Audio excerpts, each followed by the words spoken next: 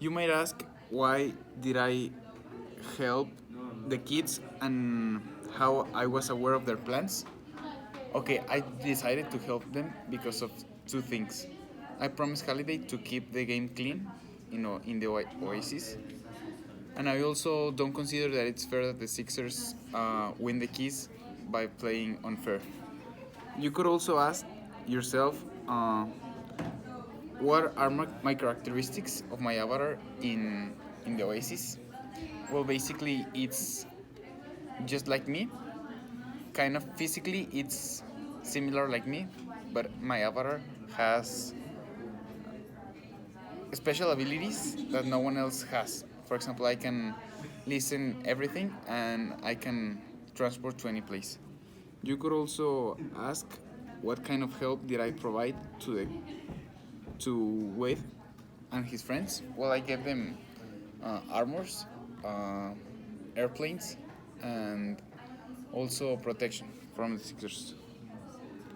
Um, Also, you could be asking yourself, uh, why did I decide to tell Wade the reason, and what was the reason that I decided to get away from Holiday? And it was because I thought that Wade needed to know that Holiday was always in love with my wife, and when she and I got married, we just started falling apart. Um, and also, my participation in the battle was basically I was hearing everything and providing help to Wade and his friends. And at the end, well, everyone died. When Wade told us about what was his plan, I was, and how he get all the information, I was shocked. This dude was insane. And actually, in the chat room, when he told us that we were actually in danger of being abducted and kidnapped and whatever, um, and that we discovered how to open the gate, I didn't actually trust in him or that his plan would actually do something.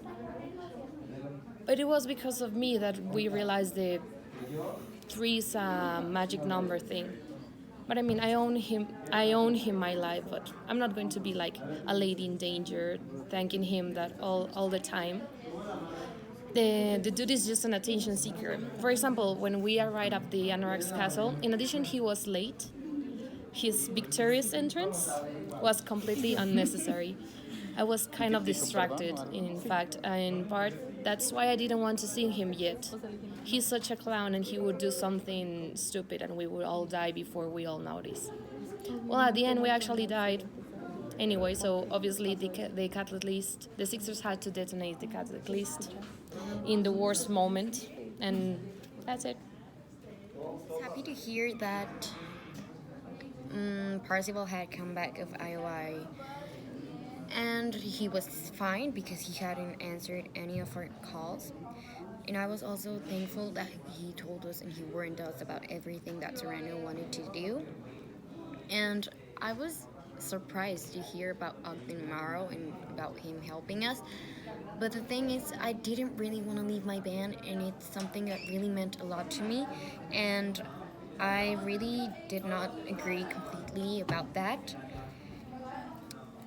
Then, but our plans to open the door were actually Parzival's plans. He had already everything planned, and she just told us. And we kind of guessed that in order to open the door, you will need to like sing a song that was really famous and about Holiday's life.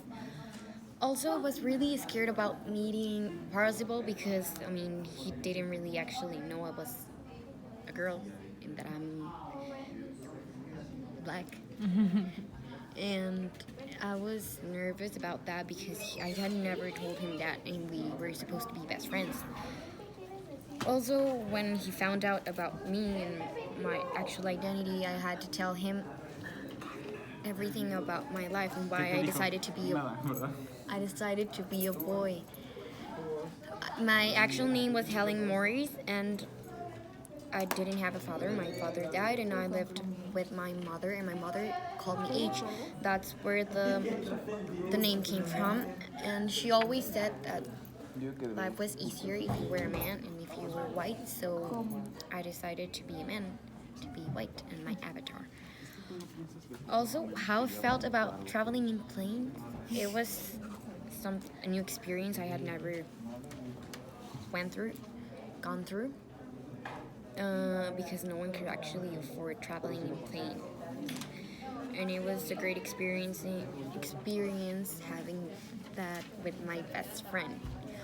In the battle, I did exactly everything that Parzival told us, and I just waited for him to get to the door and we opened it, and at the end, we all died.